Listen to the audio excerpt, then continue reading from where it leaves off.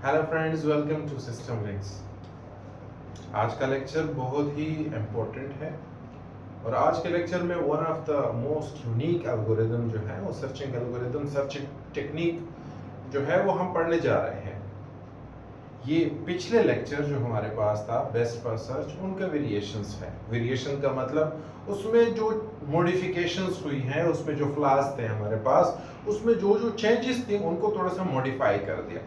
Modification किस लिहाज से, मॉडिफिकेशंस हम पढ़ेंगे, लेकिन उससे पहले अगर आप लोगों ने बेस्ट फर्स्ट सर्च अभी तक नहीं देखा तो उनका लिंक डिस्क्रिप्शन में मौजूद है। काइंडली उनको विजिट कीजिएगा ताकि उनके सारे पॉइंट्स आप लोगों को क्लियर हो।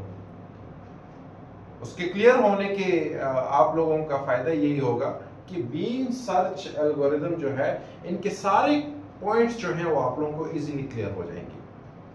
मैं वो सारे पॉइंट्स आज के लेक्चर में दोहराऊंगा, आप लोगों को समझाऊंगा, जो कि आपके कॉम्पिटिटिव एग्जाम्स, आपके इंटरव्यूज के क्वेश्चंस, आपके यूनिवर्सिटी के क्वेश्चन और ख़ास तौर पर कॉलेजेस के क्वेश्चंस, एग्जाम क्वेश्चन जो है उसमें आते हैं। So let's start. Beam search algorithm हमारे पास एक्सटेंशन है, जैसे कि मैंने अभी जिक्र किया कि हमारे पास एक्सटेंशन है, और एक्सटेंशंस या हमारे पास मॉडिफिकेशन, वो मॉडिफिकेशन किस चीज की है?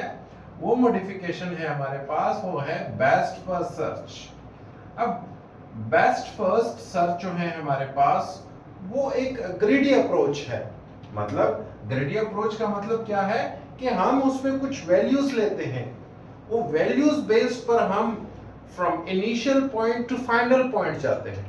फॉर एग्जांपल लेट्स सपोज हमारे पास एक इनिशियल पॉइंट ए है, जैसे कि मैंने यहाँ पे ये जो ग्राफ है हमने यहाँ पे डिजाइन किया है बेस्ट फर्स्ट सर्च के से मैंने थोड़ा सा मतलब एक मैंने यहाँ पे लाइन लगाई है सी और डी के तकरीबन, ताकि आप लोगों को पता चले कि ये डिफरेंट है, राइट। सो ये हमारे पास जो है एग्जैक्टली कि ए हमारे पास इनिशियल है और जी हमारे पास जो है वो फाइनल गोल स्टेट है। तो यहां से लेकर यहां तक मैं अगर बेस्ट फर्स्ट सर्च में जाऊंगा तो एक अप्रोच जो है, जैसे हम कहते हैं ह्यूरिस्टिक अप्रोच, उनको हम यहाँ पे लेके चलेंगे कि हमारे पास ए से बी या ए से डी या ए से सी, हमारे पास जो सक्सेसर्स हैं इनके, ए के जो सक्सेसर है बी सी और डी, ये तीन सक्सेसर है, तो मैं यहाँ पे इन तीनों की वैल्यूज जो है वो लिखूंगा, यानी मतलब ह्यूरिस्टिक वैल्यूज लिखूंगा। और वो ह्यूरिस्टिक वैल्यू क्या है? बी से जी अगर मैं पहुंचूंगा तो मेरे यहाँ पे ह्यूरिस्टिक वैल्यू क्या है? वो 32 है। सी से जी तक मैं जाऊंगा तो उनकी जो ह्यूरिस्टिक वैल्यू है वो है हमारे पास 25, और डी से जी तक जाऊंगा तो उनकी ह्यूरिस्टिक वैल्यू हमारे पास है 35। So I will choose minimum heuristic values as we studied in our previous lecture. तो यहाँ पे मिनिमम जो हमारे पास वैल्यू है वो है सी की, तो मैं इसको चूज करूंगा। जैसे कि हम बेस्ट फर्स्ट सर्च में डिस्कस कर चुके हैं कि हम ये जो है एक मेमोरी में रखते हैं। मेमोरी हमारे पास क्या है? वो क्यू है, यानी फीफो है। अगर मतलब हमारे पास इनिशियल जो है पॉइंट वो ए है, तो इनकी जो सक्सेसर है वो हमारे पास कौन से होने हैं? B C D. अब यहाँ पे मैं क्या करूंगा? यहाँ पे मैं सॉर्टिंग करूंगा। ये हमारे पास क्या है? सॉर्टिंग। सॉर्टिंग किस लिहाज से हम करेंगे? Based on heuristic values. जो हमारे पास सबसे मिनिमम ह्यूरिस्टिक वैल्यू होगी हम उनको फ्रंट पे लाएंगे। तो यहाँ पे हमारे पास जो है वो क्या है? सी, फिर उसके बाद हमारे पास है बी, और फिर उसके बाद हमारे पास है डी। तो यहां पे हम सॉर्टिंग कर रहे हैं, राइट। सॉर्टिंग के बाद हमारे पास जो मिनिमम ह्यूरिस्टिक वैल्यू है हम उनको फ्रंट पे ले आएंगे। फिर उसके बाद हम देखते हैं कि हमने इसको आगे लेके चलना है, तो इनके ह्यूरिस्टिक वैल्यूज हमारे पास कौन से हैं? वो ह्यूरिस्टिक वैल्यू हमारे पास है, एक है ई, नेक्स्ट वन हमारे पास है एफ, और थर्ड वन हमारे पास है डी।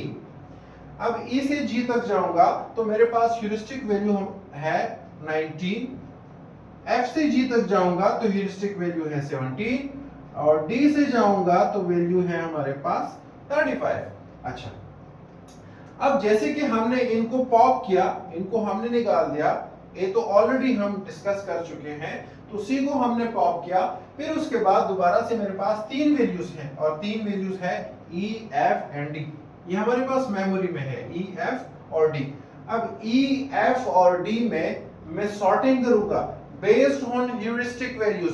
अब ह्यूरिस्टिक वैल्यू हमारे पास जो सबसे मिनिमम है वो हमारे पास है 17। इसका मतलब है कि मैं यहाँ पे मेमोरी में रखूंगा किस सॉर्टिंग से, मतलब हम पहले लिखेंगे एफ, फिर ई लिखेंगे एंड देन फिर डी लिखेंगे, राइट। तो हमारे पास जो है वो मेमोरी में ये तीनों की तीनों या चारों के चारों नोड्स या पांचों के पांचों नोड्स या जितने भी नोड्स हैं हम उन सब को यहाँ पे मेमोरी में रख लेते हैं, राइट। जो जो हमारे पास नोड आते हैं, जो जो वैल्यूज हमारे पास आ जाते हैं और सब के सब हम मेमोरी में स्टोर करते हैं। ये मैं बेस्ट फर्स्ट सर्च की बात कर रहा हूं, राइट। अच्छा, जब हम F से जाते हैं G तक, राइट, हम यहाँ पे आ गए F और F से हम फिर जाते हैं G तक, तो यहाँ पे हमारे पास जो पाथ बन जाती है वो A C F G, जो कि ऑलरेडी हम बेस्ट फर्स्ट सर्च में डिस्कस कर चुके हैं। अब फर्क क्या है, डिफरेंशिएशंस क्या है, कहां पे फर्क आ जाती है, कहां पे मॉडिफिकेशन है। जैसे कि बीम सर्च एल्गोरिथम हमने जिक्र किया कि मॉडिफिकेशन है। अब मॉडिफिकेशंस हमारे पास है स्पेस कॉम्प्लेक्सिटी में। अब स्पेस कॉम्प्लेक्सिटी क्या है कि यहाँ पे भी बेस्ट फर्स्ट सर्च BFS यानी best first search all nodes को अपने मेमोरी में रख लेता है। सारे के सारे नोड्स, यहाँ पे जो नोड्स हैं वो सारे के सारे यहाँ पे रख लेता है। लेकिन यहाँ पे बीम क्या करता है, एक बीटा वैल्यू जनरेट करता है। बीटा वैल्यू कि हमारे पास कोई ना कोई वैल्यू है, यहाँ पे हम देख लेते हैं कि हमारे पास बीम सर्च में कोई बी वैल्यू है, कोई बीटा वैल्यू है, और उन बीटा वैल्यू को हम यहाँ पे लिख लेते हैं। फॉर एग्जाम्पल बीटा वैल्यू क्या है, वो है 2, या बीटा वैल्यू हमारे पास है 3, या बीटा वैल्यू है हमारे पास 4, या बीटा वैल्यू है हमारे पास 1, but it will always constant. ये हमारे पास वैल्यू क्या होनी है, ये कांस्ट होनी है, ये इसको हम चेंज नहीं कर सकते। अब बीटा वैल्यू लेने का फायदा वो ये है कि हमारे पास अगर बीटा वैल्यू हमारे पास है 2, लेट्स सपोज हम यहाँ पे 2 कंसीडर करते हैं और हमारे पास जो बीटा वैल्यू है वो क्या है, वो है 2, राइट। अच्छा, अब जब मैं कोई नोड सक्सेसर्स ओपन कर रहा हूं, सक्सेसर की तरफ में जा रहा हूं, सक्सेसर हमारे पास क्यू में आ जाते हैं, तो मैं वहां पे बेस्ट ऑफ 2 चूज करूंगा।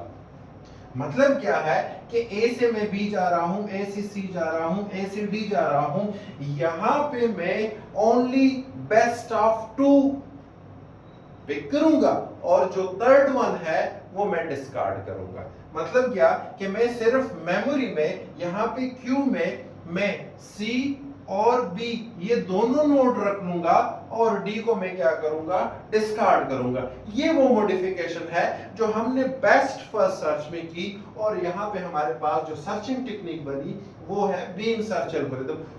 हमने अभी जो है वो ऑलरेडी डिस्कस किया कि ये ह्यूरिस्टिक एल्गोरिथम है, ग्रिडी अप्रोच है, लेकिन हमने यहाँ पे स्पेस में मॉडिफिकेशन, स्पेस कॉम्प्लेक्सिटी में मॉडिफिकेशन की है। जैसे कि बीम बेस्ट फर्स्ट सर्च, उनके जो टाइम है वो हमारे पास है, टाइम कॉम्प्लेक्सिटी है और स्पेस कॉम्प्लेक्सिटी है, तो हमारे पास ये है, right.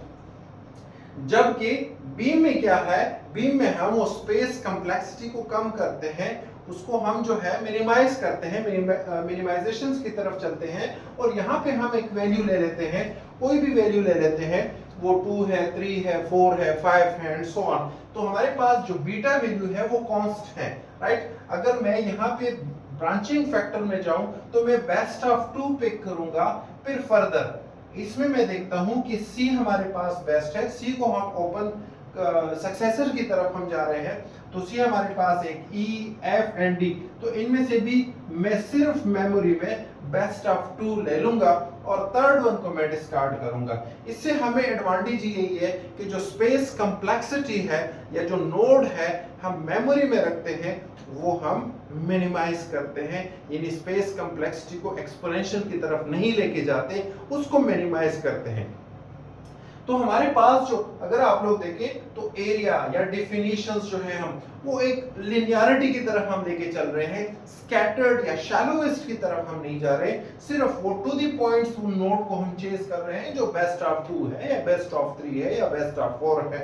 It's depend on the beta value जो आपने पहले चूज की होगी, या एग्जाम में अगर कोई सवाल आता है तो वो पहले दिया होगा, ये बीटा वैल्यू वो ऑलरेडी गिवन होगा क्वेश्चन में। जैसे कि ह्यूरिस्टिक वैल्यू जो है वो ऑलरेडी गिवन होती है। तो जब हम बीटा वैल्यू या बी वैल्यू या बीम वैल्यू कोई भी हमारे पास हो, तो हम उस बेस पर कॉम्प्लेक्सिटी यानी हमारे पास जो क्यू है उस बेस पर हम अपने नोड्स इसमें पुट करते हैं और उनको फिर हम जो है एक्सप्लोर करते जा रहे हैं, सक्सेसर की तरफ हम लेके जा रहे हैं और सक्सेसर को फिर चेस करते हैं। डिसएडवांटेज क्या है? ये बहुत इंपॉर्टेंट है।